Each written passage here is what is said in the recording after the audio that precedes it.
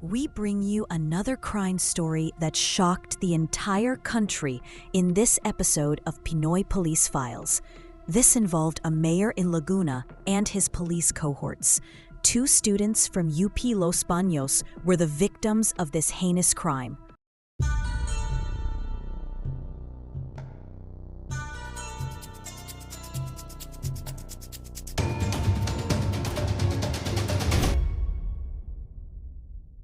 On the night of June 28, 1993, friends and UP students, 21-year-old Eileen Sarmenta and 19-year-old Allan Gomez, were kidnapped outside the UP Los Baños campus.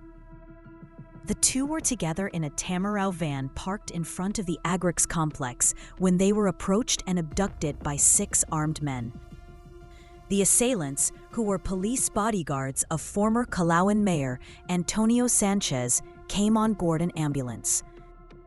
The mayor's staff moved the 2 students to the back of the Demetriou van and commandeered the vehicle. The ambulance followed. They took Sarmenta and Gomez to the Arrayas farm in Barangay Corba, which is one of the mayor's properties. Upon arrival at the farm, Sarmenta was immediately taken into Sanchez's room. Gomez was left behind and was beaten by the mayor's staff, who included Calauan PNP Deputy Chief George Medialdea, Luis Corcolon, Rogelio Boy Corcolon, Zoilo Ama, and Baldwin Brion. Another one of the mayor's men, Pepito Kawit, struck Gomez in the chest with an armalite. Sarmenta was abused by Sanchez and his men and then shot in the face. Gomez was severely tortured before being shot in the back and head. Their bodies were found in separate areas in Calauan, Laguna. After a month, one of Sanchez's men, who was involved in the crime, surrendered. In his sworn statement, he detailed the incident and named the mayor as the mastermind.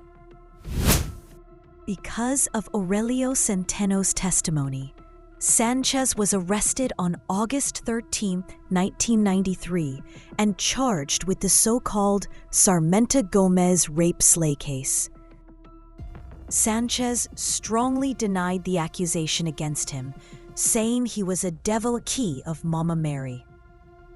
Instead, he pointed to Kit Alcaiza, son of former Constabulary Commander General Dictator Alcaiza.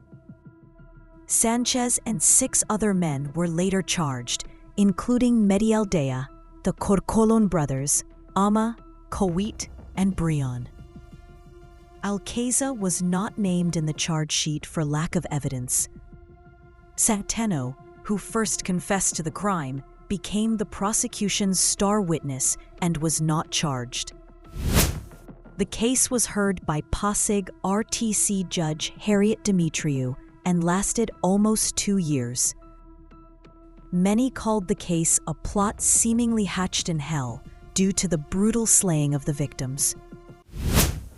On March 14, 1995, Judge Demetriou rendered a guilty verdict against Sanchez and his men and sentenced them to 7 counts of reclusion perpetua, or 280 years imprisonment. Sanchez appealed the case to the Supreme Court, but this was dismissed in 1999. 26 years after Sanchez was imprisoned, he became controversial again. Sanchez's name was placed on a list of detainees who were eligible for parole.